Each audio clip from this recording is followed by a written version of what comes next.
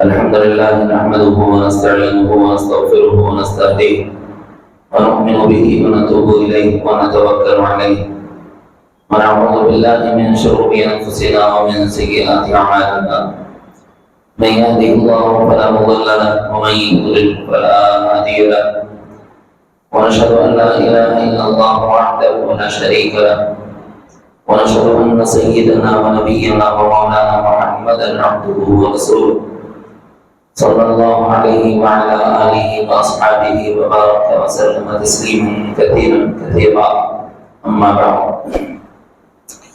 أعوذ بالله من الشيطان الرجيم بسم الله الرحمن الرحيم يا أيها الذين آمنوا قوا أنفسكم وأهليكم نارا وقودها الناس والحجارة عليها ملائكة غلاظ شداد لا يعصون الله ما أمرهم ويفعلون ما يؤمرون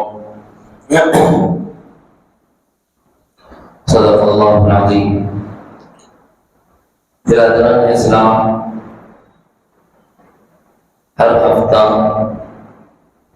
شہر محبوب نگر کی مختلف مسجدوں میں اصلاحی مجالس کا انعقاد چل رہا ہے، جہاں افراد تقاضا کرتے جائیں گے وہاں ہم حاضر خدمت رہیں گے۔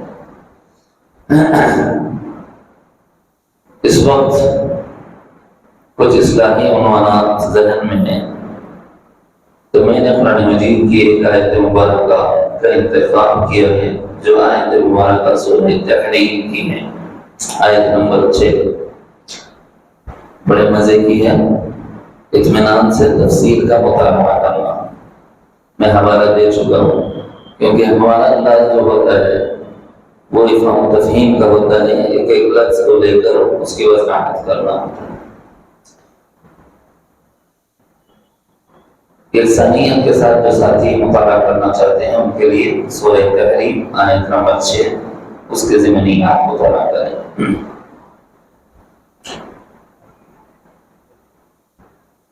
قرآن مجید میں پروردگار عالم نے ایمان والوں کو مخاطب بنایا ہے۔ اس جملے کے اندر ایک سبق ہے، اس کو سمجھنے کے لیے اگلے 2 جملوں کے بعد والا جملہ لینا پڑے گا۔ اللہ فرماتے ہیں قُوْ أَنفُسَكُمْ وَأَهْلِيكُمْ نَارًا، ترجمہ یہ بنے گا کہ اے ایمان والو، بچاؤ اپنے آپ کو جہنم کی آگ سے اور اپنے گھر والوں کو۔ انفسکم وأہلیکم، اپنے کو بھی بچانا ہے، اپنے گھر والوں کو بھی بچانا ہے۔ کس چیز سے بچانا ہے؟ نار۔ اس کا مطلب یہ ہے یہاں مخاطب ایمان والے ہیں۔ اگر اللہ کسی مشرک سے کہہ رہے ہوتے جہنم کی آگ سے اپنے کو بچا، سمجھ میں آتا کہ اس کے شرک کی وجہ سے کہا جا رہا۔ کسی کافر سے کہتے کہ اپنے کو جہنم سے بچا، سمجھ میں آتا کہ اس کے کفر کی وجہ سے اس کو جہنم سے بچنے کی تلقین کی جا رہی۔ کسی یہودی اور نصرانی سے کہا جاتا تو اس کا مطلب یہ ہوتا ہے کہ تم اہل کتاب ہو کر بھی درست روش پہ نہیں چل رہے ہو، تم اپنے کو جہنم کی آگ سے بچاؤ، مخاطبت درست ہو رہی۔ کسی منافق سے کہا جاتا، کسی دین سے ارتداد کا شکار ہونے والے سے، مرتد سے کہا جاتا تو بات واجبی لگتی کے ساتھ، چونکہ وہ بے دین ہو گیا اس لیے اس کو اللہ ڈرا رہے ہیں، متنبہ کر رہے ہیں، توجہ دلا رہے ہیں، بات معقول لگتی۔ نہ یہودی مخاطب ہے، نہ نصرانی، نہ مجوسی مخاطب ہے، نہ دہریہ، نہ منافق مخاطب ہے، نہ مرتد، بلکہ یہاں تو مخاطب ہی ایمان والوں سے ہے۔ اللہ یا ایھا الذین آمنوا، اے وہ لوگ جو ایمان لائے۔ اب کیا مطلب ہے؟ ارے صاحب ایمان والے بھی جہنم میں جائے گا؟ جا سکتا ہوگا، تبھی تو اللہ نے کہا ہے، ایسے ہی کہا اس کا مطلب یہ ہے کہ ایمان والا ایمان لانے کے باوجود بہت سے اعمال ایسے ہو سکتے ہیں کہ ان اعمال کی وجہ سے جہنم میں جا سکتا ہے۔ صاحب حدیث میں ہے من قال لا الہ الا اللہ مخلصا دخل الجنہ، جو لا الہ الا اللہ پڑھ لے گا اخلاص سے، اللہ تعالیٰ اس کو جنت میں داخل کریں گے۔ ہم بالکل کریں گے، کس نے انکار کیا ہے؟ مگر اس سزا کو بھگتنے کے بعد جو اللہ کی نافرمانیاں کی ہیں، داخل جنت تو ہوگا، ایمان کی وجہ سے اتنا تو اثر رہے گا کہ ایک نہ ایک دن جہنم سے نکالا جائے اور جنت میں داخل کیا جائے، لیکن وہ کتنا عرصہ جہنم میں گزارنا پڑے گا؟ جب تک کہ ہم پاک نہ ہو جائیں تب تک جہنم میں گزارنا پڑے گا۔ جب تک ہم پاک نہ ہو جائیں، اللہ جہنم میں ایمان والے کو ڈالتے کیوں ہیں؟ یہ ناپاک ہو گیا ہے، جنت پاک جگہ ہے، جب تک یہ پاک نہ ہو جائے جہنم میں جلتا رہے گا، جب پاک ہو جائے گا تو جہنم سے نکال لیا جائے گا اور جنت میں ڈال دیا جائے گا۔ اتنا واضح مفہوم ہے اس روایت کا۔ تو پھر ایمان والا آخر کرے گا۔ اس آیت کے ذیل میں جو بنیادی کام آپ کو کرنے ہیں وہ 3 کام۔ نمبر 1، کبھی نہ کبھی تو جہنم سے نکلنا ہے تو ایمان لانا ضروری۔ یہودیت پر نہیں مر سکتے، نصرانیت پر نہیں مر سکتے، مجوسیت پر نہیں مر سکتے، دہریت پر نہیں مر سکتے، کفر پر نہیں مر سکتے، نفاق و ارتداد کی حالت پر نہیں مر سکتے، بدعت کی حالت پر نہیں مر سکتے۔ اس سے نکلنا ہوگا۔ نمبر 1، ایمان لانا۔ نمبر 2، ایمان لے کر جانا۔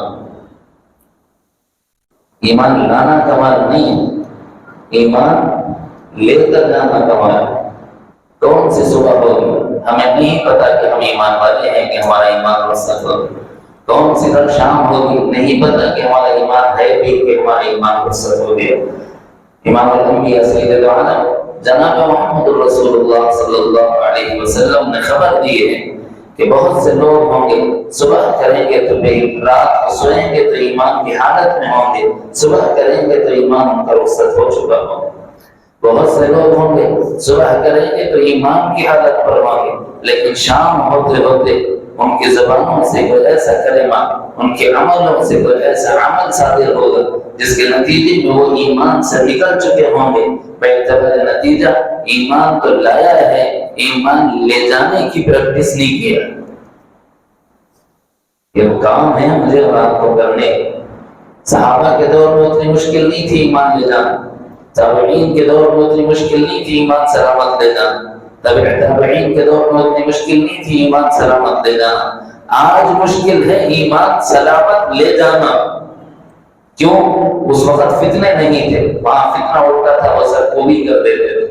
آج ختم نبوت پر ڈاکہ ڈالنے والے فتنے موجود ہیں، مہدویت کا دعویٰ کرنے والے موجود ہیں، مسیحیت کا دعویٰ کرنے والے موجود ہیں، نبی ہونے کا دعویٰ کرنے والے موجود ہیں، الہ ہونے، رب الارباب ہونے کا دعویٰ کرنے والے موجود ہیں، اور 1-2 کی تعداد میں نہیں، سینکڑوں کی تعداد میں لوگ ان کے فالوورز ہیں۔ تو اتنے سارے لوگ فتنوں کے شکار ہو گئے۔ تو اس کا کیا مطلب ہے؟ ایمان تو انہوں نے لایا لیکن ایمان لے کر جانے کی ان میں قابلیت نہیں۔ تو برادران اسلام، پہلی گزارش یہ ہے کہ نمبر 1، اپنا ایمان مستحکم کرو تجدید ایمان کے ذریعے سے۔ اشہد ان لا الہ الا اللہ واشہد ان محمدا عبدہ ورسولہ، یہ تجدید ایمان۔ شہادتین کا پڑھنا ایمان کی تجدید۔ نمبر 1، اب ایمان والے ہو گئے، ایمان بچا کے لے جانا ہے۔ اس دور میں ایمان بچا کے لے جانا ہے تو علماء کا دامن تھامے رہو، کیونکہ انہوں نے قال اللہ اور قال رسول میں پڑھ رکھا ہے کہ کیا صحیح ہے اور کیا غلط ہے۔ وہ آپ کو قرآن و سنت کی روشنی میں رہبری اور رہنمائی کریں گے کہ صاحب اب مسیحیت کا دعویٰ کرنے والا آئے گا تو سچا ہے کہ جھوٹا روایات میں دیکھیں گے اور تمہیں آیات اور نشانیاں بتائیں گے. اگر سچا ہے تو ماننا، اگر سچا نہیں ہے تو انکار کرنا، لیکن اپنے سے نہیں کر سکتے. علماء کی رہبری ضروری ہے. اگر علماء کی رہبری سے دامن بچاؤ گے اور نکلو گے تو اپنا ایمان نہیں بچا سکتے. بہت کٹھن لفظ کہہ رہا ہوں، لیکن قال اللہ اور قال رسول کی جو فہم اللہ نے حضرات علماء کو دیے، 9-10 سال لگاتار محنت کرنے کے باوجود کوئی فہم ان کے اندرون میں کوئی فہم کی شعور کی کیفیت پیدا ہوتی ہے، تب جا کے حضرات اساتذہ پر اعتماد کرتے ہیں اور یہ کہتے ہیں کہ جاؤ اب تم حدیث پڑھنے کے قابل ہوئے ہو، پڑھتے پڑھتے اس کو سمجھ لو. ابھی پورا سمجھے نہیں ہو، تم کامل نہیں ہوگے. مرتے دم تک یہ کام کرنا ہی کرنا ہے. یہ حدیث پڑھتے رہنی، یہ حدیث پڑھاتے رہنی، اس کو سمجھتے رہنا اور سمجھاتے رہنا ہے. تو روایات حدیث کو علماء سمجھتے ہیں کہ کیا صحیح ہے کیا غلط ہے، کون دعویٰ کر رہا ہے اور اس کا دعویٰ کس قسم کا ہے. وہ اپنے دعوے میں سچا ہے کہ جھوٹا. الوہیت کا دعویٰ کرنے والا سچا ہوگا کہ جھوٹا. نشانیاں علماء کو معلوم ہے. نبوت کا دعویٰ کرنے والا سچا ہوگا کہ جھوٹا. نشانیاں علماء کو معلوم ہے. مہدویت کا دعویٰ کرنے والا سچا ہوگا کہ جھوٹا. علماء کو نشانیاں معلوم ہے. مسیحیت کا دعویٰ کرنے والا سچا ہوگا کہ جھوٹا. علماء کو نشانیاں معلوم ہیں. تو اس زمانے میں اپنے ایمان کو بچا کر لے جانے کی تدبیر یہ ہے، آپ اپنے محلے کی مسجد کا امام اور اپنے محلے کا عالم دین اس کو پکڑے رہو، کیونکہ یہ آپ کی آنکھوں کے سامنے. یہ دعویٰ نہیں کر سکتا، دعویٰ کرے تو آپ اشمار دے دیں، یہ دعویٰ نہیں کر سکتا. اب وہ آپ کی رہبری کرے گا، وہ آپ کی رہنمائی کرے گا، حدیث میں دیکھے گا، تطبیق دے گا کہ سچی بات ہے کہ جھوٹی بات ہے. جو باتیں سچی ہیں آپ کی رہبری اور رہنمائی کرے گا. اس رہنمائی کے نتیجے میں ہم فتنوں میں اپنے ایمان کو بچانے کی تدبیر کر سکتے ہیں، ورنہ پھر اپنے ایمان کو بچا کر لے جانا اس زمانے میں سب سے کٹھن مسئلہ ہے. صحابہ کے دور میں فتنہ ہوتا تھا تو اس سے دبا دیتے تھے، قصہ ہی ختم ہوتا تھا. مگر ہم ایسے ملک میں ہیں جہاں اپنی طاقت سے استعمال نہیں کر سکتے تو ادھر سے فتنہ نکل رہا ہے. ایسے نکل رہا ہے جیسے بارش میں مینڈک نکل جاتے ہیں. ہر گلی سے مینڈک نکلتا ہے، ہر نالی سے مینڈک نکلتا ہے. اسی طرح مختلف دعوے کرنے والے گلی گلی کچھ نکل رہے ہیں. تو میرے بھائی اللہ تعالیٰ نے فرمایا وہ انفسکم، تم جہنم میں جانے سے اپنے آپ کو بچاؤ. کیسے بچاؤ گے؟ ایمان سلامت لے جاؤ گے جہنم میں جانے سے بچ جاؤ. ایمان سلامت نہیں جائے گا جہنم میں گر جاؤ. ایمان والا ہی اپنے ایمان کو بچا کر نہ لے جانے کی وجہ سے جہنم میں جا سکتا ہے. اسی لیے ایمان والے کو اللہ نے مخاطب بنایا، یا ایھا الذین آمنوا. مخاطب ایمان والے ڈرایا گیا ہے کہ اپنا ایمان بچاؤ، بچا کر لے جاؤ.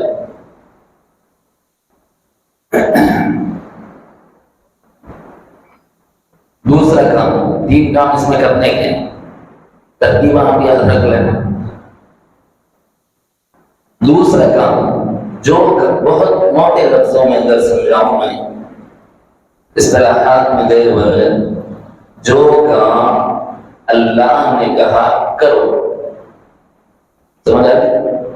جو کام اللہ نے کہا کرو، نہیں کرا تو جہنم میں جاؤ. اور جو کام اللہ نے کہا مت کرو تو جہنم میں جاؤ. سمجھ آئے؟ 3 ہی کام کرنا ہے. ایمان لانا، ایمان بچا کر لے جانا. جو اللہ نے کرنے کو کہا کرنا، اور جو اللہ نے نہ کرو مت کرو کہا ہے اس سے رک جاؤ. یہ 3 کام جو کر لے گا وہ جہنم سے بچ جائے گا، عذاب جہنم سے بچ جائے گا. قوا انفسکم کا مصداق کہلائے، اس نے اپنے آپ کو جہنم کی آگ سے بچایا. کہنے کو بہت آسان ہے لیکن مضمون میں اتنے ضمنیات ہیں کہ اس کی کوئی انتہا ہی نہیں. ایک تو میں نے ایمان کو تھوڑا سمجھایا، ایسے ہی کرنے کے کاموں میں ایک کام بتا دیتا ہوں. ٹھیک ہے؟ کرنے کے کاموں میں سے ایک کام اللہ تعالیٰ نے فرمایا نماز قائم کرو. ارے ہمارے صاحب روز بولتے رہتے، تم آ کے نیا کیا بول رہے؟ نیا بول رہے نہیں ہے بھائی. اپنا دین بچانے اور اپنا سنبھال کر لے جانے اور جو کمی ہے اس کو پورا کرنے کی طرف توجہ دلانے کے لیے آئے۔ دین کوئی نئی چیز نہیں ہے، پرانی ہی ہے، صرف آپ کو برتن بدلا ہوا نظر آئے گا، باقی مضمون وہی ہوگا جو پہلے آپ نے سنا ہے۔ البتہ فرمائش کا طریقہ ہر ایک کا اپنا جدا جانا ہوتا ہے۔ نماز کا اللہ نے حکم دیا تو دیا، یہ کام اللہ نے کیا کہا؟ کرو، اقیموا الصلاۃ، نماز قائم کرو۔ اس مسجد میں اگر ہم ایک رجسٹر لے کر بیٹھے، مسجد کے دائیں کتنے گھر ہیں، مسجد کے بائیں کتنے گھر ہیں، مسجد کے سامنے کتنے گھر ہیں، مسجد کے پیچھے کتنے گھر ہیں، مسلمانوں کے جو اس مسجد سے لگتے ہیں، میں سمجھ میں آیا تو اور آسان کر دے، چندہ کرنے کے واسطے کتنے گھروں کو اپنی مسجد کے گھر والے ہوتے ہیں، کرتے ہیں مانا چندہ ہوتا ہے، سالانہ چندہ ہوتا ہے، تو اس میں کیا کرتے ہیں؟ رجسٹر بناتے نہیں بناتے، تو کاؤنٹنگ تو آپ کے پاس پہلے سے ہے، کتنے گھر نکل جائیں گے، مشرق میں، مغرب میں، شمال میں، جنوب میں 100 گھر بھی اگر نکل گئے ایک حساب سے، تو ہر گھر میں 2 کر دینے آپ کے بس، کہ کم سے کم گھر بول رہا ہوں، وہ بھی مردانہ کا بول رہا ہوں، محرم ہو باہر نکال سکتے ہو۔ اب سب بچے بچیاں زنانہ ملائے تو ماشاءاللہ 10 سے کم تو نہیں رہتے، الحمدللہ۔ 2 آدمی بھی ایک گھر سے پکڑے تو کتنے ہونا چاہیے؟ 800 آدمی، مشرق میں، مغرب میں، شمال میں، جنوب میں 800 آدمی ہونا چاہیے۔ کیا ہماری مسجد میں 800 مصلی نماز پڑھ رہے ہیں؟ سیدھا سوال ہے نا بھائی، ہم ان گھروں سے چندہ دیتے ہیں مسجد کے انتظامات کے لیے، تو ان گھروں کے لوگوں کو کاؤنٹ تو کریں گے نا کہ یہ مسجد کو آتے کہ نہیں آتے۔ اگر یہ 800 افراد ہیں اور ہماری مسجد کے امام سے پوچھے کہ جناب والا آپ کی امامت میں پیچھے فجر میں کتنے مقتدی ہوتے ہیں، تو میں یہ کہوں تو بیجا نہیں ہوگا کہ 15-20 بہت ہو گئے بول صاحب، وہ 15-20 بھی میں ذرا زیادہ ہی بول رہا ہوں، تھوڑا رقم کھا کے صحیح بولوں کہ غلط بولوں؟ میری غلط بات ہو تو آپ بول سکتے ہیں، پوچھ سکتے ہیں کہ آپ مجھے غلط بول رہے ہیں۔ اگر 12 آدمی ہیں تو اس کا مطلب یہ ہے کہ نمازیوں میں کتنے آدمی مائنس ہیں؟ 700۔ اگر آپ 20 بھی پکڑ لیں مصلی، 780 افراد اس وقت مسجد میں غیر حاضر ہیں۔ یہ کاؤنٹنگ ہوگی کہ نہیں ہوگی؟ اب بتاؤ اللہ تعالیٰ نے صحیح فرمایا کہ غلط فرمایا؟ یا ایھا الذین آمنوا قوا انفسکم، اے لوگوں میں نے تو تمہیں کرنے کو ایک کام دیا تھا نمازوں کا اہتمام کرنے کا، تم میرے حکم کے خلاف کرتے ہو تو پھر میں تمہارے لیے سزا تیار رکھا ہوں، بچاؤ اپنے آپ کو جہنم کی آگ سے، اے یعنی نمازوں کو قائم کرو۔ کیا کرنا ہوگا بھائی؟ ہر فرد سے ملاقات، خیریت لینا اور پوچھنا کہ آپ نماز میں موجود نہیں تھے، آپ کو کوئی پریشانی تو نہیں ہے؟ انسانیت کے ناطے میری اور آپ کی یہ ذمہ داری بنتی ہے۔ نماز فجر میں کتنے مصلی ہیں؟ نہ ابا اٹھنے کو تیار، نہ بیٹا اٹھنے کو تیار، نہ بھائی اٹھنے کو تیار، نہ شوہر اٹھنے کو تیار، نہ مسجد، جب اٹھائی نہیں تو مسجد کیا آئے گا بھائی؟ تو 780 افراد پر ہمیں محنت کرنی ہے ابھی بحیثیت مسلمان،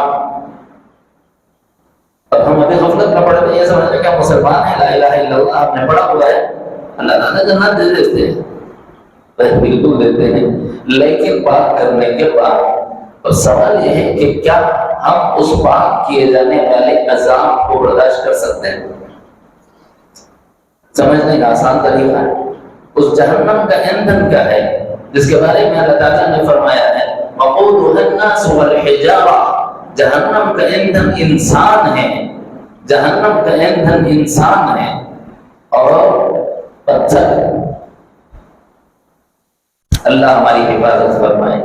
اگر ہم بھی جہنم کا ایندھن بن گئے، نہیں سمجھ میں آیا ابھی بھی کسی چیز کو کہ آگ کو جب آگ جلائی جاتی ہے اس کو بڑھانا ہوتا ہے تو دوسری لکڑیاں بھی ڈالی جاتی ہیں. تو جب دوسری لکڑی ڈالی جا رہی ہے تو وہ کیا کرتی ہے؟ آگ کو بڑھواتی ہے، سوکھی لکڑی. اور اگر لکڑی کچی ہو تو جب لکڑی رکھی جاتی ہے تو اوپر سے پیٹرول یا گیسلیٹ ڈالا جاتا ہے تاکہ آگ پکڑے اور پھیلے. تو جتنے افراد جہنم میں جائیں گے آگ اتنی بڑی ہوگی، کیونکہ یہ آگ کا ایندھن بن رہے ہیں، آگ کو بڑھانے کا سبب اور ذریعہ بن رہے. والحجارہ، اور پتھر یہ جہنم کا ایندھن ہے. اس کو نہیں سمجھ میں آیا تو آپ پرانے زمانے کی ٹرین کو یاد کر لو تھوڑی دیر تصور میں. پہلے زمانے میں کالا کوئلہ ہوتا تھا، وہ بھی زمین ہی سے نکلتا تھا، وہ بھی پتھر ہی کہلاتا ہے. جب اس کو آگ میں ڈالا جاتا ہے تو وہ سرخ ہو جاتا ہے. پھر اس کے بعد اس سے ایک اسٹیم نکلتی ہے، دھواں اس کی حرارت سے نکلتا ہے. اس اسٹیم سے ایک انجن اسپیڈ پکڑتا ہے تو پیچھے 30-40 ڈبوں کو جس پر بوجھ ہو سامان کا وہ لے کر 80 کی رفتار سے دوڑ لگاتا ہے. وقودها الناس والحجارہ، جب پتھر آگ پیدا کرتا ہے اور آگ کے اندروں میں اتنی تپش اور حرارت ہوتی ہے، سمجھ میں نہیں آیا تو اس کی گرمی کا ایک ہلکا اثر دیکھنا ہے تو آسان طریقہ ہے. میں ایک مثال دیتا ہوں. دیکھو گھر میں دعوتیں ہوتے رہتے نا، دعوت ہو جانے کے بعد جب کھانا پک جاتا دیکھ اٹھا کے اپن کیا کرتے بازو رکھ دیتے ہیں. تو فوری جاؤ ہاتھ سے ایسے پتھر اٹھا دو بازو رکھ. کیا خیال ہے آپ کا؟ کر لیں گے؟ ارے نہیں صاحب، آگ تو زمین پہ لگی ہے. نہیں صاحب، آگ تو لکڑی کو لگی ہے. آگ لکڑی جلی ہے، آگ زمین پر لگی ہے، ہم نے اس پر ریت ڈالی ہوئی ہے اور اس پہ کھانا پکا ہے. پتھر تک خالی بھگونا رکھا گیا تھا. ارے صاحب اسی کو چھینو نا.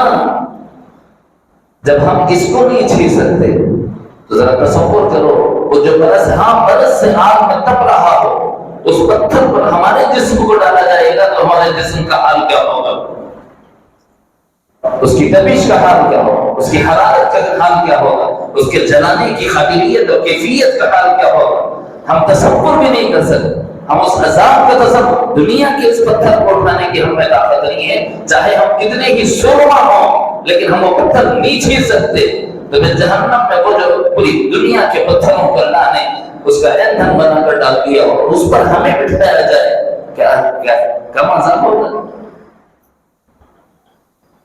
ہمارے فہم و گمان سے باہر ہے جہنم کے عذابات. صرف یہ مثالیں ہیں دنیا میں سمجھنے کی. کیا بڑے کیا بچے دونوں کے لیے اس میں عبرت و نصیحت کا سامان. ایک ولی ہے، جب ان کے سامنے جہنم کا تذکرہ آیا اور یوں کہا گیا وقودها الناس والحجارہ، اس جہنم کا ایندھن جو ہے وہ لوگ ہوں گے اور پتھر ہوں گے. تو وہ ولی جو تھے وہ ابھی عمر کے اعتبار سے بچے تھے، بے ہوش ہو گئے. لوگ پریشان ہو گئے کہ صاحب ابھی تو قرآن کی آیت پڑھی گئی لیکن یہ بچہ بے ہوش کیوں ہو گیا؟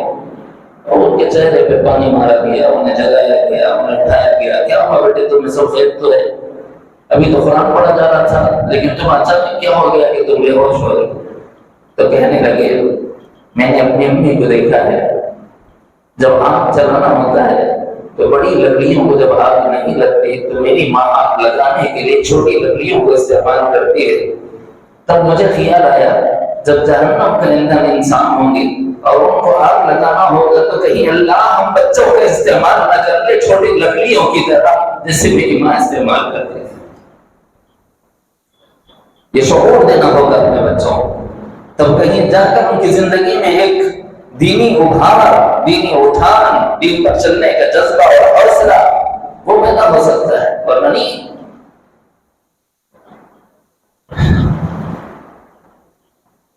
اور وہ جہنم ایسی ہے کہ اس کی بابت رب تعالیٰ نے قرآن مجید میں فرمایا ہے علیہا ملائکۃ غلاظ شداد، اس پر فرشتے مقرر ہیں. فرشتے کتنے فرشتے ہوں گے صاحب؟ 1000 2000 انسانوں تو بہت رہے ہیں نا، لاکھوں کروڑوں میں. تو ہم ایک دھکا یوں مار دیے تو فرشتہ جہنم میں خود ہی گر جاتا، اپنا بچ کے بھاگ جائیں گے. ایسا ہو سکتا ہے؟ قیامت کے دن بچ کر بھاگنے کا کوئی راستہ نہیں ہوگا۔ قیامت کے دن کیا ہوگا؟ فرشتے مقرر ہوں گے اور جہنم کے پاس پہرے داری کو کھڑے ہوئے ہوں گے، اور جس کے بارے میں جہنم کا فیصلہ ہوگا اسے جہنم میں گھسیٹ دیں گے اور جہنم میں ڈال دیے جائیں گے۔ وہاں سے نکل کر بھاگنے کی کوئی راہ ہم کو نہیں ملے۔ کتنے فرشتے ہیں؟ تو قرآن کہتا ہے علیہا 19 ہے۔ تو یہ جب آیت نازل ہوئی نا تو کفار ہنسنے لگے، کیونکہ وہ جنگجو قوم تھی، میدان جنگ میں 10-20 تو ایسے ہی نکال دیتے تھے روزانہ وہ، تو ان کے لیے 19 کا عدد کوئی زیادہ بڑا نہیں لگ رہا۔ انہوں نے کہا کہ سر 19 ہی ہے نا، ہم تو عرب جنگجو ہیں، نمٹ لیں گے بھائی۔ اللہ تعالیٰ نے حبیب صلی اللہ علیہ وسلم نے ان فرشتوں کی حیت کا تذکرہ فرمایا اور بتایا کہ تم جانتے بھی ہو کہ وہ کیسا ہے۔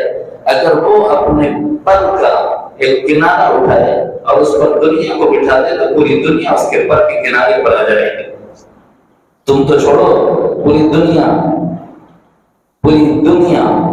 پر کے کنارے پر آ جائے گی۔ فرشتہ بولے تو تم ایسی سمجھ رہے ہوں گے، اس کے پر کے کنارے پر آ جائے۔ اور بعض فرشتے ایسے ہیں کہ اگر وہ اپنے 2 پر کھول دیں، 2 بازو پرواز کرنے کے لیے جو پر ہوتے ہیں، اگر 2 بازو کھول دیں تو وہ 2 پر کھولے تو پوری دنیا اس میں آ جائے گی۔ ارے 2 پر والے سے نہ موسا خیال ہے۔ اللہ نے بعض فرشتے ایسے بنائے ہیں جن کے 600 پر ہیں، جن کے 600 بازو۔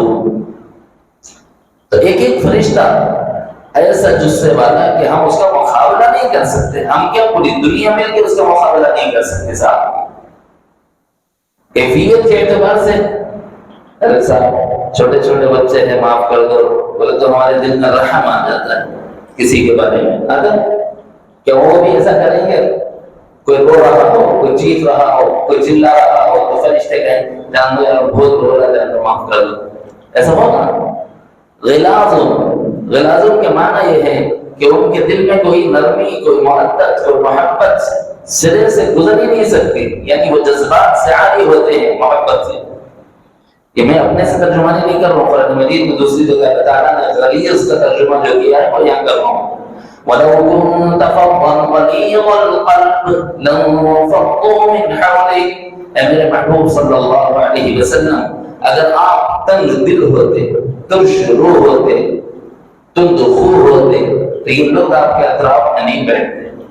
اللہ کا فضل کہ آپ کو اللہ نے ایسا نہیں بنایا۔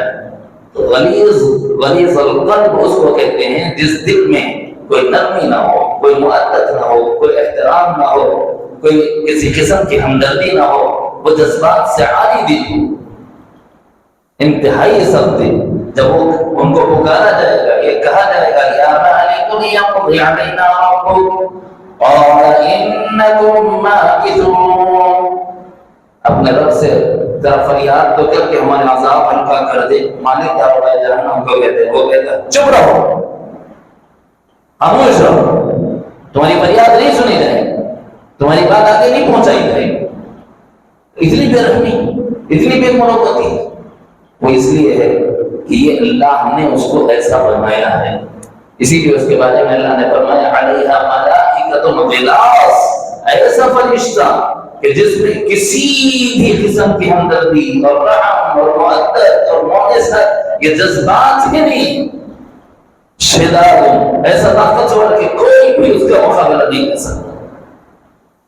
اس کی کیفیت یہ ہے لا یعصون اللہ ما امرهم، اللہ نے کہہ دیا اسے جہنم میں ڈالنا ہے، پھر اس کے بعد ان کے پاس کوئی بھی سفارش پہنچے چلو بدل، کوئی سفارش بھی ایکسپٹڈ نہیں۔ کیوں؟ وہ اللہ کے فیصلے کے مطابق تعمیل امر کرتا ہے، اللہ کے حکم پر عمل کرتا ہے، وہ نافرمانی نہیں کرتا۔ وَيَفْعَلُونَ مَا يُؤْمَرُونَ، لَا يَعْصُونَ اللَّهَ، اللہ کے حکم کی نافرمانی نہیں کرتا، اللہ کے حکم کی فرمانبرداری کرتا ہے، اتنا ہی کرتا ہے جتنا اس کو اس کے رب نے کہا۔ میں اس کو سمجھانے کے لیے ایک مثال دیتا رہتا ہوں۔ دیکھو بھائی، روبوٹ ہے، موجودہ زمانے میں روبوٹ کو سمجھنا کوئی بھی مشکل نہیں۔ دین کو سمجھانے کے لیے جدید مثالیں لی جا سکتی ہیں، لیکن غالب نہیں کرنا۔ روبوٹ ہے نا، روبوٹ کے سامنے کوئی روئے تو تو اس کے دل میں رحم آتا ہے؟ کوئی اس کا مذاق اڑائے تو اس کو غصہ آتا ہے؟ کوئی اس سے پیار اور محبت کی بات کرے تو اس کا دل فرحت اور انبساط سے شادمانی محسوس کرتا ہے؟ ایک روبوٹ ہے، وہ کیا کیفیت ہے اس کی؟ تم اس کے سامنے ہنسو وہ ہنسے گا نہیں، تم رو وہ روئے گا نہیں، تم اس سے محبت کی بات کرو اس کے اندر کوئی جذبات پیدا نہیں ہوں گے، تم اس سے رحم کی بھیک مانگو اس سے کوئی رحم ہوگا نہیں، کیونکہ وہ صرف اپنے بنانے والے نے جو چیز اس میں فیڈ کر دی ہے بس اسی چیز کو ایکسپٹ کرتا ہے، وہی کرتا ہے جو مالک نے بتایا ہوا ہے۔ یہ کیفیت فرشتوں کی ہوتی ہے، لا یعصون اللہ ما امرهم، وہ اللہ کی نافرمانی نہیں کرتے، جتنا اللہ نے ان کو کرنے کو کہا ہے اتنا ہی وہ کرتے ہیں، ہر جذبات سے عاری ہو گئے۔ اب سوال ہے ان تمام باتوں کے سنانے کا منشا کیا ہے؟ اس کا منشا یہ ہے کہ بھائی اپنے آپ کو جہنم کی آگ سے بچا لو۔ بات یہاں سے چلتے ہوئے نماز تک آئی تھی۔ جو اگر دیکھا جائے 20 افراد کی اگر ہم پکڑتے ہیں کیلکولیشن میں تو کتنے افراد ہوگے بھائی؟ کتنے پرسنٹ کہلائیں گے؟ 2 یا 4% لوگ، 2 یا 4% لوگ۔ یہ تو 4% جو لوگ نماز پڑھ رہے ہیں کیا یہ لوگ جہنم میں نہیں جائیں گے؟ اگر میں کوئی جملہ کہوں اور اس پر قرآن نہ ہو تو میں ذمہ دار ہوں۔ اگر میں کوئی جملہ کہوں اور اس پر قرآن دلیل نہ ہو تو میں ذمہ دار ہوں۔ اتنی ذمہ داری سے بری بات کر رہا ہوں۔ ارے صاحب نماز نہیں پڑھنے والا بھی جہنم میں جائے گا؟ ٹھیک ہے، نماز نہیں پڑھنا گناہ ہے، اللہ کا حکم ہے نماز پڑھو، اللہ نے کہا ہے، نہیں کرے گا تو جہنم میں جائے گا، بات کی لگتی ہے، لیکن نماز پڑھنے والا کیوں جہنم میں جائے گا؟ سوال تو پیدا ہوتا ہے۔ نماز تو پڑھا لیکن نماز ایسی پڑھا کہ لوگوں کو دکھایا ہے، تب یہ نماز والا بھی جہنم میں جائے گا۔ فَوَيْلٌ لِّلْمُصَلِّينَ، ہلاکت ہے ان نمازیوں کے لیے۔ پہلے تو پڑھنے والوں کی تعداد ہی کم ہے، 96% مائنس کرنے کے بعد بچے 4%۔ ان 4% میں بھی کچھ لوگ ایسے ہوتے ہیں جو نماز تو پڑھتے ہیں، الذین هم یراؤون، لوگوں کے دکھاوے کے لیے نماز پڑھتے ہیں۔ نماز تو اللہ کی ہے لیکن دکھا رہا ہے غیر اللہ کو، تو وہ نماز جو دکھاوے کے لیے پڑھے اس کو کوئی فائدہ ہوگا؟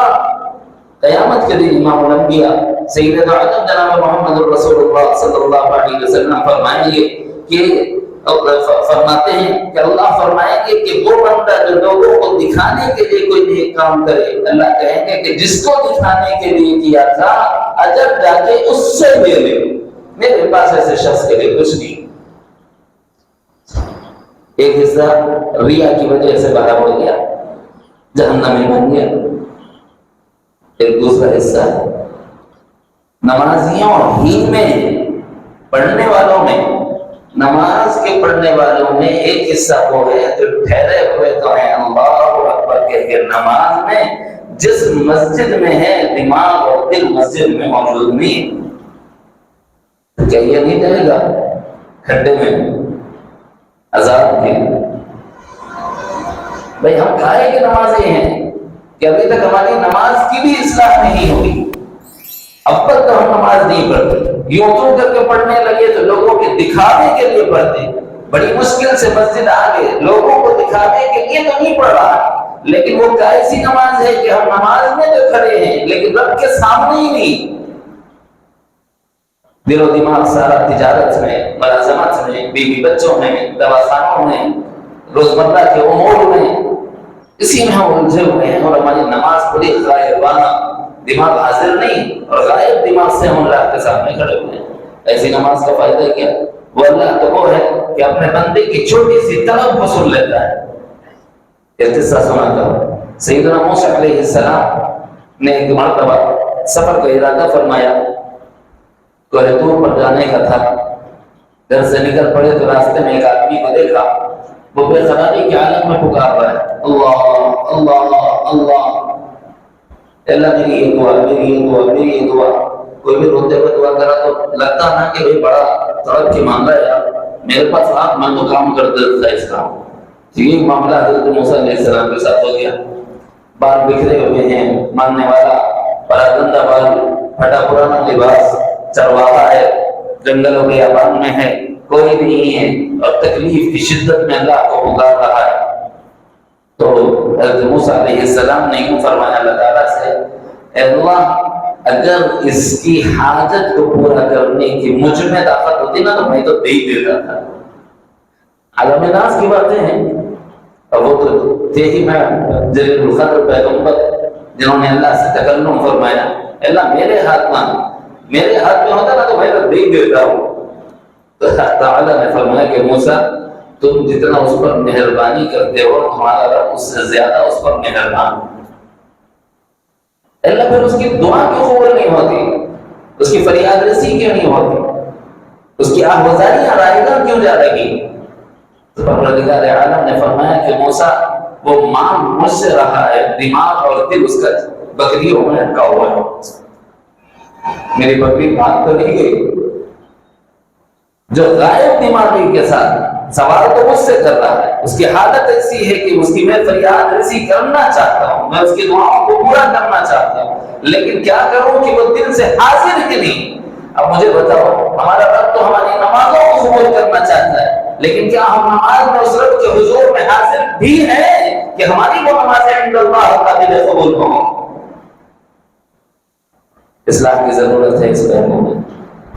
نمبر 1 اصلاح، نمازوں کو قائم کرنے پر آؤ ورنہ جہنم تیار. نمبر 2 اصلاح، نمازوں کو آؤ ریا چھوڑ کر آؤ، دکھاوا چھوڑ کر آؤ، مخلوق سے کسی قسم کے طمع کے بغیر آؤ. نمبر 3 نماز میں آؤ تو دل و دماغ کے ساتھ آؤ. نمبر 4 ہم میں سے بہت سے ساتھی ایسے ہوں گے کہ نماز چھوٹ جاتی ہے نیند کی غلبے کی وجہ سے، تو صبح اٹھتے ہیں تو تھوڑی سی بے چینی ہو جاتی ہے، یا نماز قضا ہو گئی، دکھ تو ہوتا ہے. کیا کرتے ہیں ذرا وضو کر کے قضا پڑھ لو، حدیث میں ہے کہ جس نے نماز کو وقت پر پڑھا اس کی نماز قبول ہے. آیت ربانی ہے، اللہ تعالیٰ فرماتے ہیں ان الصلاۃ کانت علی المؤمنین کتابا موقوتا. ہم نے نمازوں کو فرض کیا مگر اوقات کے ساتھ فرض کیا. ایک فرض نماز کا فرض ہونا، ایک وقت کا فرض ہونا ہے. نمازیں اپنے وقت کا فرض ہے. کیا آپ فجر میں ظہر پڑھ سکتے ہو؟ کیا ظہر میں عصر پڑھ سکتے ہو؟ کیا عصر میں مغرب پڑھ سکتے ہو؟ کیا مغرب میں عشاء پڑھ سکتے ہو؟ پڑھو گے تو ہوگی نہیں، بس ظاہرہ پڑھ رہے، ایسا ہوتا نہیں، وہ اصول ہی نہیں ہے. ایک خاص جہاد کا موقع تھا، اس مناسبت سے نبی نے نماز کی ترتیب بتائی کہ ایک نماز کا آخری وقت ہو اور دوسری نماز کا ابتدائی وقت ہو، تو تھوڑی دیر ایک نماز پڑھ کے وہیں بیٹھ جاؤ، راحت ہو جائے گی. پھر دوسری نماز کا وقت شروع ہوگا تو دوسری نماز پڑھ لو. اس طرح 2 نمازیں ہو جائیں گی. پھر سفر کا آغاز، جہاد کے سفر کا آغاز کرنا وہ ایک حکمت کا فیصلہ تھا تاکہ دشمن پر اچانک حملہ آور ہو جائیں. اب اس کو ہر جگہ اپلائی کر لیتے، ہر جگہ اپلائی کرنے سے نہیں چلے گا. جہاد کا سفر ہے نہیں ہے یہ دیکھا جائے، سمجھ رہے ہیں؟ اس کی اہمیت کا دین کی سفر ہے یا نہیں ہے وہ علماء بتائیں گے. بہرحال نادانی میں مت پڑھو، نمازیں اپنے وقت پر فرض ہیں. اگر کوئی وقت چھوڑ دیتا ہے تب قضا ہے. فرمایا کہ نماز قضا بھی کرو گے تو 1 حبت جہنم میں جلنا پڑے گا، اور 80 برس کا 1 حبت. کتنا چھوٹا ہے کہ بڑا ہے؟ ایک نماز چھوڑا نہیں ہے، پڑھا ہے. کب پڑھا ہے؟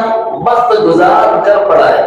تب اللہ نے فرمایا فوائل للمصلین، ہلاکت ہے ان نمازیوں کے لیے الذین هم عن صلاتهم ساہون، جو نماز تو پڑھتے ہیں مگر وقت گزار کر تساہل کے ساتھ پڑھتے ہیں، یا نماز تو پڑھتے ہیں لیکن نماز میں غائب رہتے ہیں، چستی سے کھڑے نہیں رہتے. الذین هم یراؤون، جو نماز تو پڑھتے ہیں لیکن لوگوں کے دکھاوے کے لیے پڑھتے ہیں. ایک بھی بات میں قرآن مجید سے باہر کی نہیں کر رہا، اور میں نے صورت ایسی منتخب کی ہے کہ یہ آپ کو یاد ہے. کتنوں کو یاد ہے؟ ارائیت الذی کا سورہ یاد ہے نہیں ہے؟ میں ادھر ادھر کے درمیان کی کوئی آیت نہیں سنا دے رہا کہ شاید آپ کو ڈھونڈنے میں مشکل ہو جائے۔ ارائیت الذی کا سورہ سبھی کو یاد رکھتا ہے، کیونکہ آخری 10 سوروں پر ہی تو ہم نے محنت کی ہے، باقی سارا قرآن کو ہم نے چھوڑ دیا ہوا ہے۔ یہ سورہ ماؤون کی آیات ہیں جس میں اللہ نے نماز پڑھنے والوں کو کن عیبوں سے نکلنا ہے وہ بتایا ہے۔ اگر ان عیبوں سے نہیں نکلو گے تو جہنم میں جاؤ گے کہ نہیں جاؤ گے؟ ویل کے بارے میں علماء کی 2 رائے ہیں۔ ایک معنی تو یہ ہے کہ یہ ہلاکت کے لیے بولا گیا ہے، اور دوسرے تفسیری معنی یہ ہے کہ ویل جہنم کی ایک وادی کا نام ہے جس میں ان کو ڈالا جائے گا۔ وہ نمازی ویل میں ڈالے جائیں گے، ایسی تباہی والی وادی کے وہاں ڈالو تو سب بدخواست، لیکن ختم ہو گیا خسکم جہاں پاک کا خصہ نہیں۔ وہاں پھر بنیں گے، پھر سزا ہوگی، پھر بنیں گے، پھر سزا ہوگی، پھر بنیں گے، پھر سزا ہوگی۔ یہ ختم ہونے کا ہے ہی نہیں۔ یہ دنیا ہے جہاں ختم ہوں گے تو دوبارہ یہاں آنے کا نہیں، لیکن اس دنیا میں وہاں زندگی تو زندگی ہمیشہ کے لیے زندگی مل جائے۔ اب وہاں ختم نہیں ہوگا، وہ سزا میں ختم ہوگا، پھر زندگی دے دی جائے گی، پھر پٹو گی۔ تو یہ چھوٹی چیز میرے بھائی نہیں ہے، اسی لیے اللہ نے فرمایا قُوْ أَنفُسَكُمْ، اے لوگوں اپنے آپ کو جہنم کی آگ سے بچاؤ۔ ایسی بے شمار باتیں ہیں اصلاح کی جو کی جانی بھی باقی ہے۔ اذان کتنے بجے؟ 15 منٹ اور ہے، دعا کر رہا ہوں یا چلنا تو تھوڑی دیر؟ ایک موضوع ہوا اپنے آپ کو بچانے کا۔ قُوْ أَنفُسَكُمْ، اپنے آپ کو بچاؤ۔ کیا کر کے بچانا ہے بھائی؟ جو ایمان لانا، 3 جملے یاد رکھنا ہے، ایمان لانا اور ایمان بچا کر لے جانا۔ جو کام اللہ نے کرنے کو کہا ہے وہ کرنا، جو کام اللہ نے کہا مت کرو اس سے رک جانا۔ اور یہ کتنے معلوم؟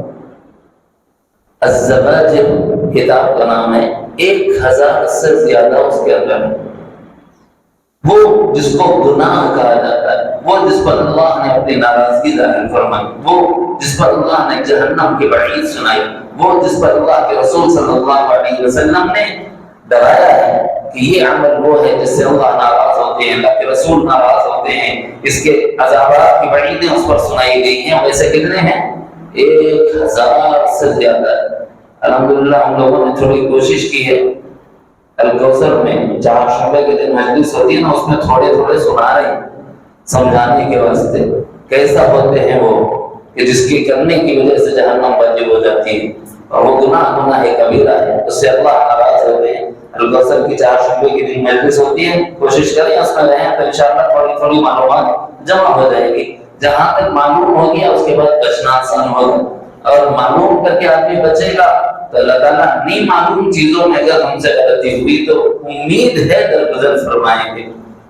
چیز معلوم کرنے کی کوشش کرے، جتنی معلوم ہوگی اس میں اہتمام کر لے تو اس کا مطلب ہے کہ یہ بندہ بچنے کی کوشش کرنے والا ہے، مگر معلوم نہیں ہونے کی وجہ سے غلطی ہوئی، اس سے لہذا چھوڑ دو۔ ایکسکیوزز ہوتے ہیں اللہ تعالیٰ کی طرف سے، تو اس کا فائدہ اٹھا لینا۔ معلوم کرنے کی پہلی کوشش، علماء کے پاس بیٹھنا، سیکھنا۔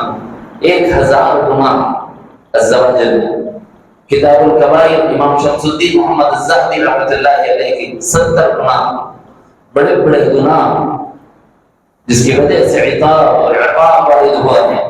حضرت مولانا عبدالخلیق صاحب دامت برکاتہم کی لکھی ہوئی، ان کا مطالعہ کرنے سے پتہ چلتا ہے کہ صاحب یہ گناہ ہیں اور ان سے ہم کو بچنا ہے۔ یہ وہ ساری چیزیں ہیں، یہ چیزیں وہ ہیں جس میں اللہ اور اس کے رسول نے کہا کہ یہ مت کرو۔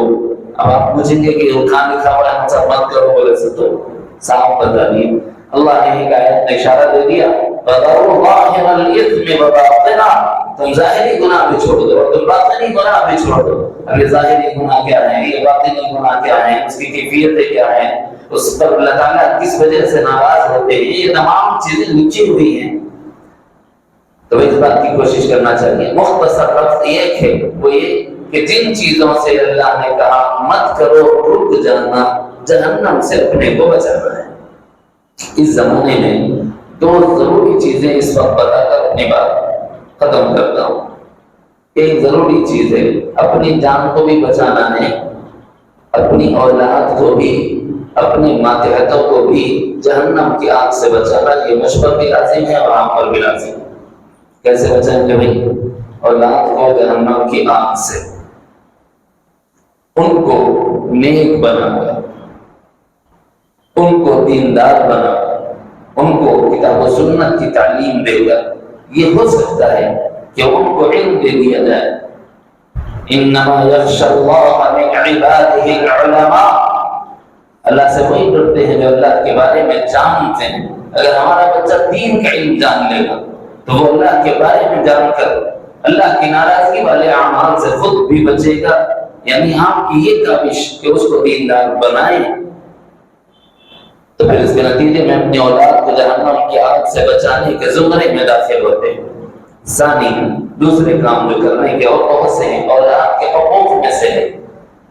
اولاد کے حقوق تو ہم کو کیا کیا معلوم ہے؟ اچھا نام رکھنا، عقیقہ کرنا، اس کے بعد میں ختنہ کرا دینا، اور پھر تھوڑا بڑا ہو گیا تو بسم اللہ خانی کرا دینا، اور اس کے بعد پڑھنے کے واسطے ہندی کو چھوڑ دینا، اور تھوڑا بڑا ہو گیا تو شادی کر کے چھوڑ دینا۔ اولاد کا حق یہ کھلانا پلانا پہنانا، یہ دو تین چیزیں ہم کو معلوم ہیں۔ اولاد کے حق میں سے یہ ہے کہ جب بچے کی امید ظاہر ہو یا بیوی کے حاملہ ہونے کی امید ظاہر ہو تو ایک حق یہ بھی ہے کہ جنین کی حفاظت کرنا، اس کے بعد کثرت سے کلام اللہ تلاوت کرنا اور اللہ کا ذکر کثرت سے کرنا۔ یہ اولاد کے حقوق میں سے ماں باپ پر ہے۔ کتنے لوگ کریں ہوں گے؟ اگر میں بولا ہاتھ اٹھاؤ تو ایک ہاتھ اٹھے گا، باقی دوسرے لوگوں کے سامنے اپنی شرمندگی ہو جائے گی، اس لیے ہاتھ اٹھاؤ نہیں بولتا۔ اپنے دل میں جھانک کے دیکھو کیا میں نے اپنی اولاد کا حق ادا کیا؟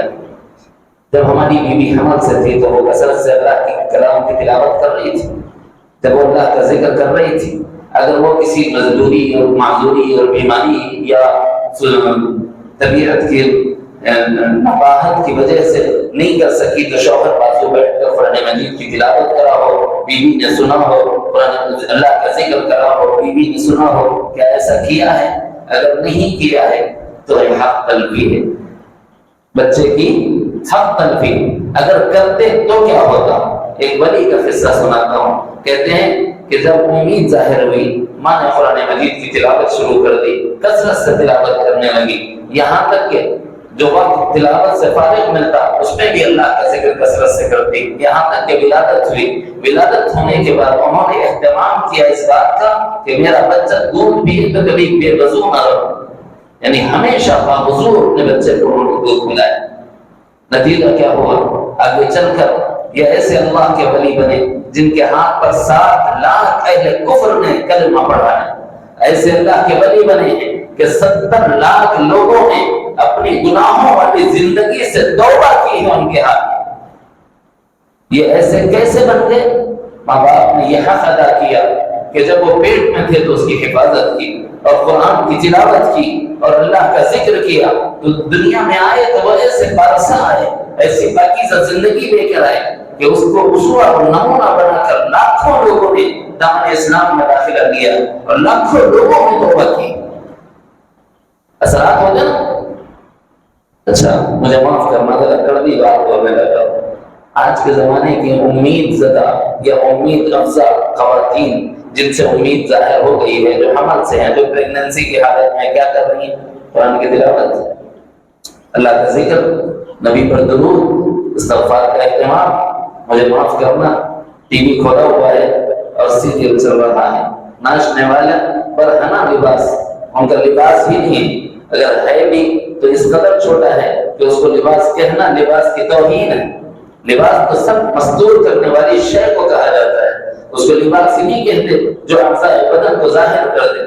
ماں دیکھ رہی ہے ننگے مناظر، باپ دیکھ رہا ہے ننگے مناظر، تھرکتے ہوئے، ناچتے ہوئے اور گاتے ہوئے۔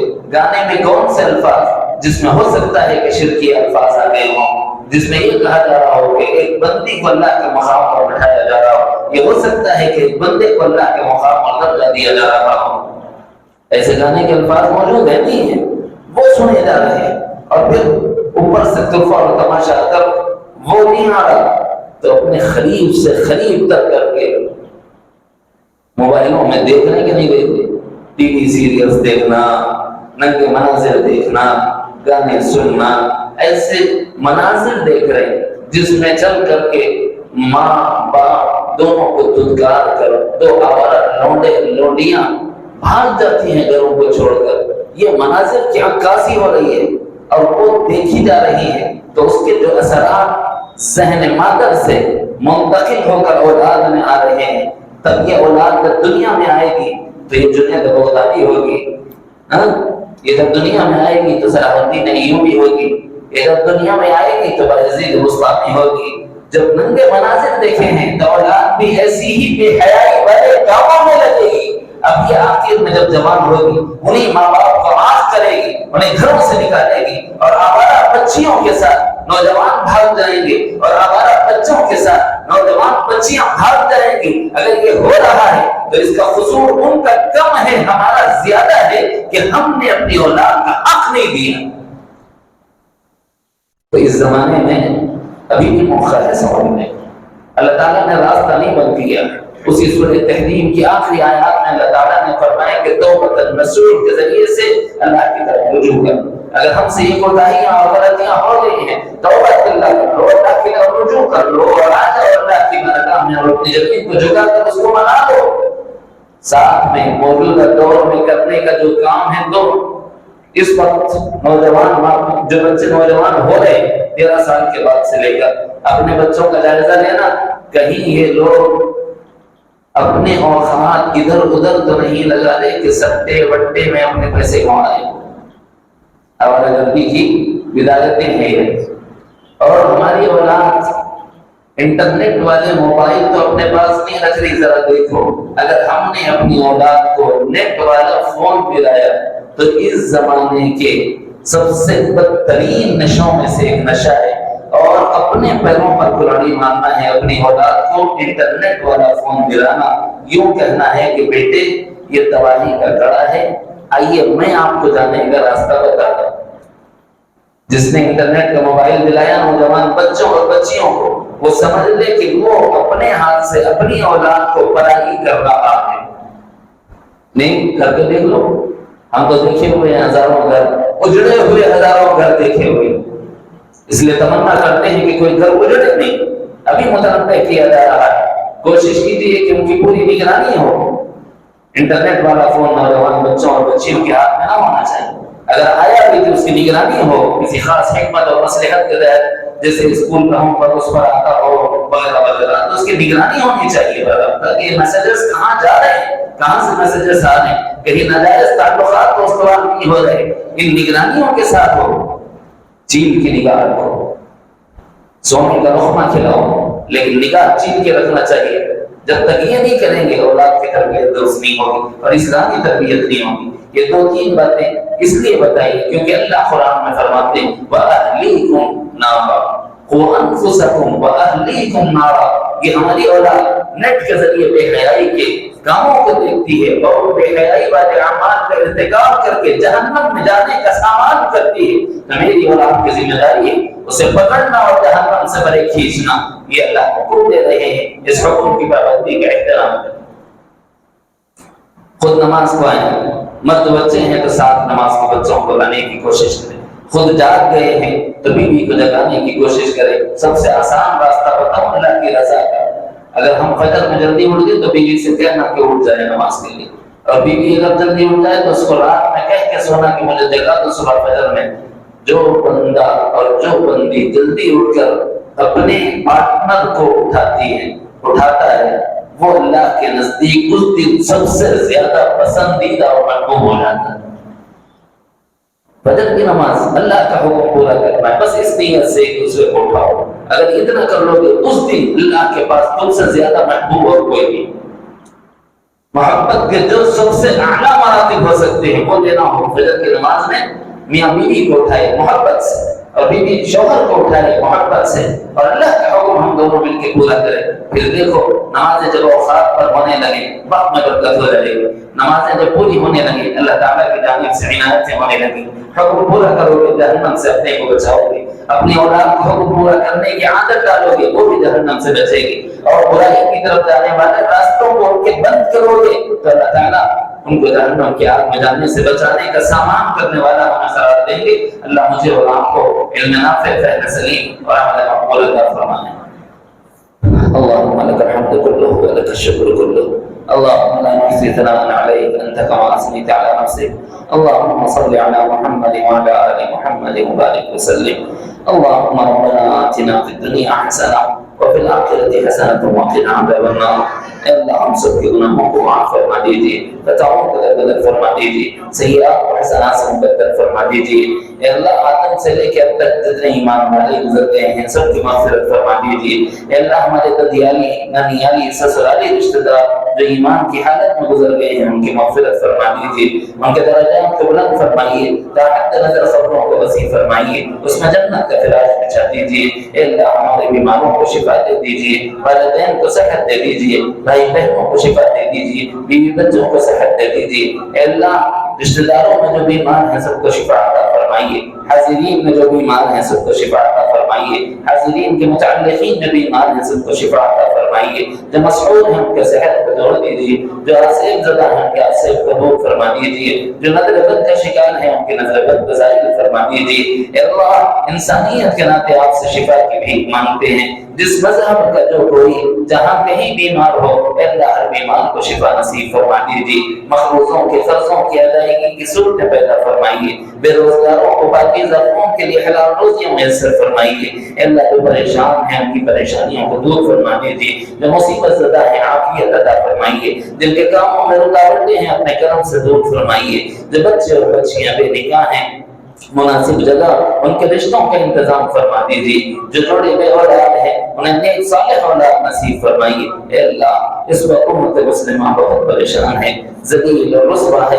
اے اللہ گلی گلی کوچے کوچے امت مسلمہ کو ذبح کیا جا رہا ہے، ان کے گھر مسمار کیے جا رہے ہیں. مولا ہمارا تیرے سوا کوئی حامی اور ناصر نہیں ہے. اے اللہ اہل کفر کے مقابلے میں ہماری غیبی نصرت فرما دیجیے. اے اللہ ان لوگوں کی مدد فرمائیے جو بے گھر ہوتے انہیں گھر نصیب فرمائیے، جو بے آسرا و سہارا ہوتے انہیں آسرا و سہارا نصیب فرمائیے، جو بے گناہ دلوں میں بند ہے بعزت رہائیاں نصیب فرمائیے، جو بے در و خدمات میں پھنسے ہیں بعزت خلاص نصیب فرمائیے. اے اللہ بیٹے مجمع کے دنوں کی حالتوں کو آپ خوب جانتے ہیں، سب کے جائز مقاصد کو پورا فرمائیے. اے اللہ ہماری دعائیں اپنے فضل و کرم سے اپنے محبوب جناب محمد رسول اللہ صلی اللہ علیہ وسلم کی برکت سے قبول فرمائیے.